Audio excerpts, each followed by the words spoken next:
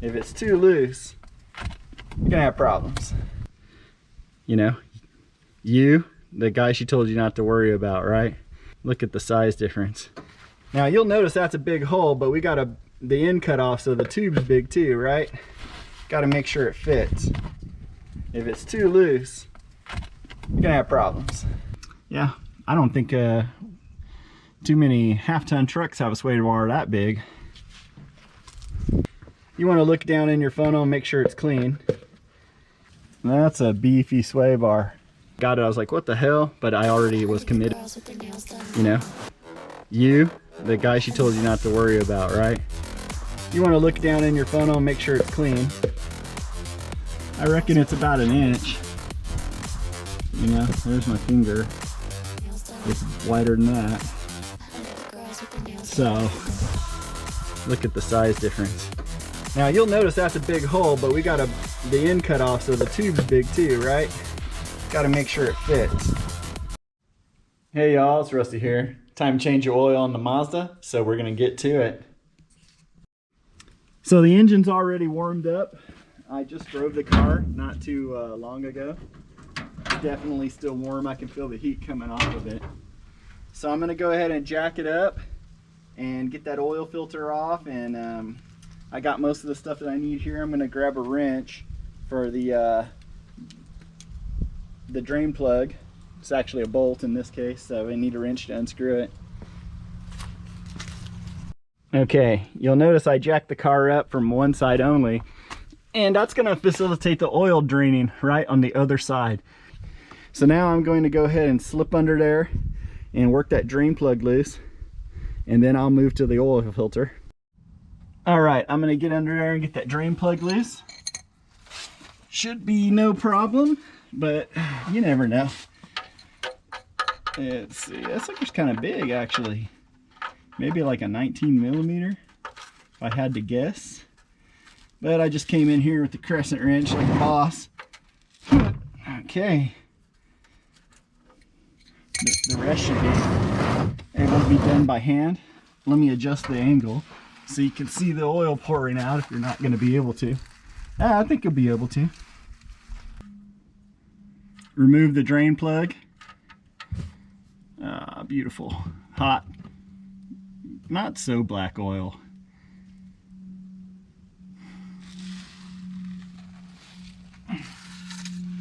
Doesn't look too bad. Pardon me, I'm also recording on you for a short. What you want to do is you want to tear off this little piece of cardboard, put that in your glove compartment. You should do the same for your belts, and then you'll never have a question as which oil filter it takes. I mean, assuming the one you have now is the correct one. So I'll put that in the glove compartment, then I don't have to ask the jokers at AutoZone or O'Reilly's to try to figure it out, or I don't have to look at that book. I know the number. I tell them I want that number. If they don't have that one, they can cross-reference it. I have no brand loyalty. This is just the one that they had. Okay, remove the oil filter. This one's on the back of the engine. The oil pan's down there, don't worry.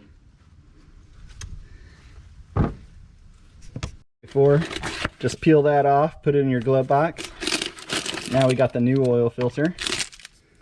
You want to fill that baby up with oil, of course.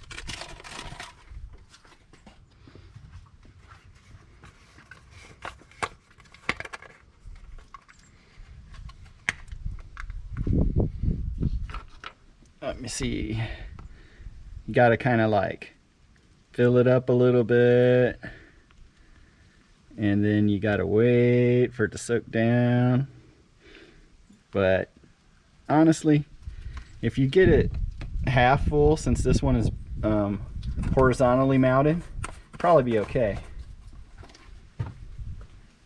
And then I always take a little bit of this oil and wipe it on the O-ring, you know, so the O-ring's not catching. Which leads me to another thing that I didn't show, but you gotta check and see that the old O-ring came off with the old oil filter. Now you can see why I changed numbers too, right? Look at the size difference. You know, the guy she told you not to worry about, right? We want a bigger oil filter, and I know this one works. This one, when I got it, I was like, what the hell? But I already was committed for the oil change. All right, next thing we're gonna do is go ahead and tighten that oil plug. Let me get this camera adjusted.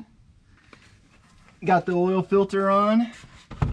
All I need to do is get my crescent wrench wherever it went. Oh, it's still under here. Okay, great. Oh. Tighten that baby back on. Don't go too tight now. It only has to hold, you know, whatever blow bites coming through your engine, so hopefully not more than a couple PSI, even if you have a turbo. And then all we got to do is fill the oil back up, right?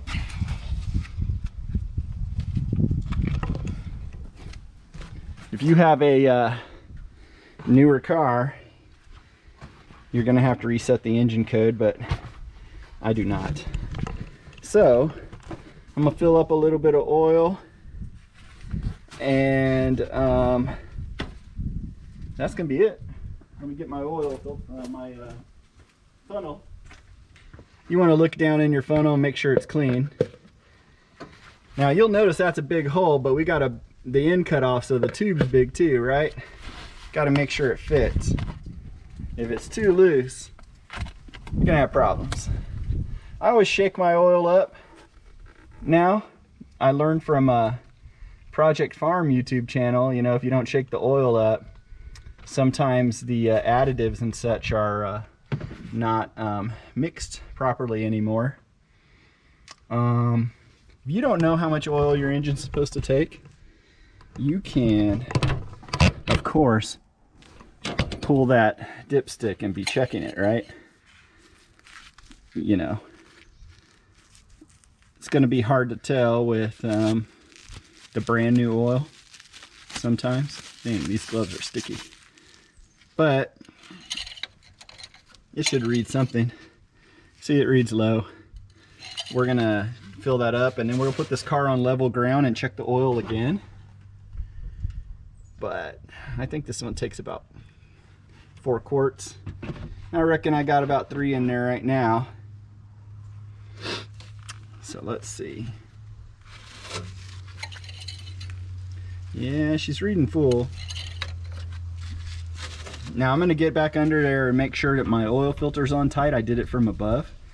And then I'm going to go ahead and lower this car down, turn it on, and make sure my oil light goes away, turn the engine back off, check the oil. If it still has a good reading of oil, then I'm going to move to level ground, check the oil again, and we're going to be done. Not a very painful process, really.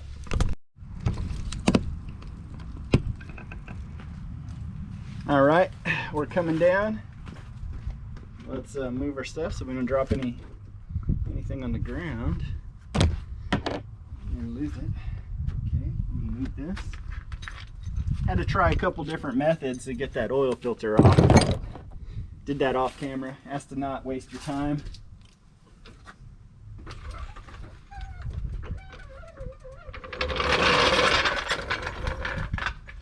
Hey, right there.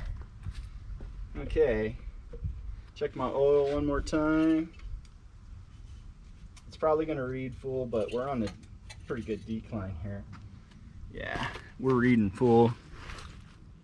Can you even tell? Probably not, because that's that clean, brand new oil.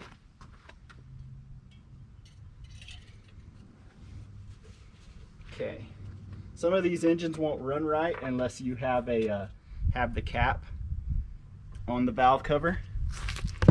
It's because they need that pressure, they draw vacuum, whatever, right?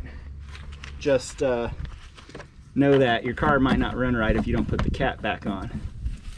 So we're gonna go ahead and fire it up, let it run for a second, turn it back off, check the oil. We just want to make sure that it's building oil pressure and got oil in the oil filter.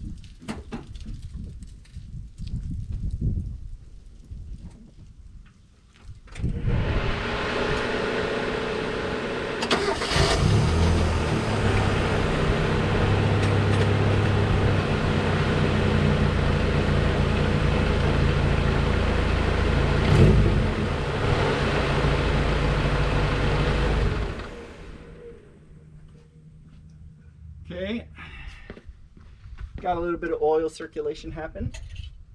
Pull that dipstick tube back out, check it again. I imagine my oil filter is full now. Still reading full on the dipstick. And now I'm going to move this to a flat area and check the oil. That'll be it for this video. Thanks for watching, like and subscribe, and hey, I know it was an easy thing to show, but sometimes people don't know the tips. Shake your oil up, put the paper that has the part number for your oil filter in the glove compartment along with the paper for your belts. That way you know which ones you need when you need them. You might even order your oil filter from Amazon. That's where that one came from, and I think it was like $2 or $3 cheaper. With free shipping, it's the way to do it. You can get your oil too, but yeah, that's gonna be it. Make sure you have your oil filter gasket. The old one needs to come off with your oil filter. If you put double gaskets, your filter might not work or it might leak. Make sure you lube up the new gasket when you put it on. And hey, change your oil often and your engine will probably last a lot longer. Thanks.